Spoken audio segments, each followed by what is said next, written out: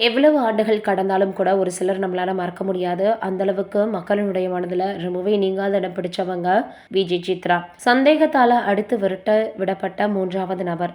சித்ராவினுடைய அந்த ஒரு நிலைமைக்கு காரணமான பல திடுக்கிடக்கூடிய தகவல்கள் வெளியாகி இருக்குது. அது என்னென்ன வீடியோக்களை போய் பார்த்து தெரிஞ்சுக்கலாம். புரியாத புதிருக்கு விடை தேடுவது போல இருக்கிறது நடிகைகளினுடைய சில முடிவுகள். சின்னத்திரை நடிகைகளினுடைய இந்த தவறான முடிவு எண்ணிக்கை அதிகமாகிக்கிட்டே போகுது. சமீபத்திய சித்ராவினுடைய தவறான முடிவை பற்றிய விசாரணை சினிமா பாணியில் நடக்குதாம். அதனை கிளற பல அதிர்ச்சியான தகவல்களும் வெளிவந்திருக்கு.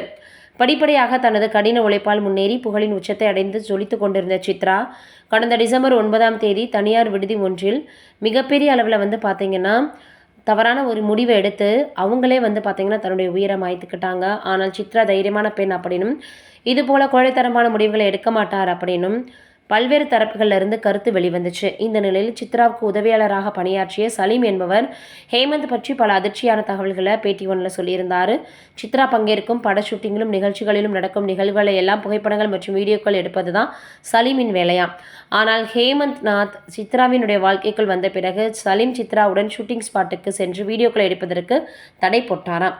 அதேபோல் சித்ராவின் வீடியோக்களை வைத்து சலீம் பணம் சம்பாதிப்பதாக நினைச்சுக்கிட்டு அவரது செல்போனை பிடுங்கி அதிலிருந்த வீடியோக்களை டெலிட் செஞ்சதோடு அவரை சித்ராவிடமிருந்து அடித்து விரட்டி அனுப்பினாராம் ஹேமந்த். இந்த தகவல்களை எல்லாம் ஒரு பத்திரிகையினுடைய பேட்டியில் குறிப்பிட்டிருந்தார் சலீம். அதோட அந்த பேட்டியில் சலீம் ஹேமந்த் 10 மணி வரைக்கும் படுக்கையை விட்டு எழுந்திருக்கவே மாட்டார், வேலைக்கும் போக மாட்டார், சித்ரா ஷூட்டிங் வந்தால் அவங்களுக்கு ஃபோன் பண்ணிகிட்டே இருப்பாருன்னு சொல்லியிருந்தார். மேலும் இந்த தகவலை கேட்ட பலரும் போலீஸார் விசாரணை வலையில் சித்ராவின் உதவியாளர் இல்லை அப்படின்னு கேள்வி எழுப்பி வராங்க.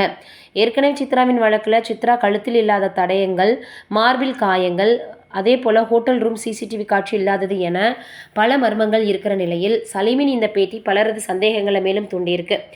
இந்த ஒரு தவறான முடிவுக்கான காரணத்தை கண்டுபிடித்தால் பல நடிகைகளுடைய தற்கொலைக்கான காரணங்களுடன் ஒத்துப்போக வாய்ப்பு இருக்குது. அதனால் விரைவில் நிறைய பிரபலங்கள் சிக்குவாங்களோ அப்படின்ற மாதிரியாகவும் எதிர்பார்க்கப்படுது. இதை என்ன பண்ண போகிறாங்க, எப்படி இதை எடுத்துகிட்டு போகிறாங்கன்றதை நம்ம வெயிட் பண்ணி பார்ப்போம். நீங்கள் என்ன நினைக்கிறீங்கன்றதை மறக்காமல் கமெண்ட்டில் சொல்லுங்கள்.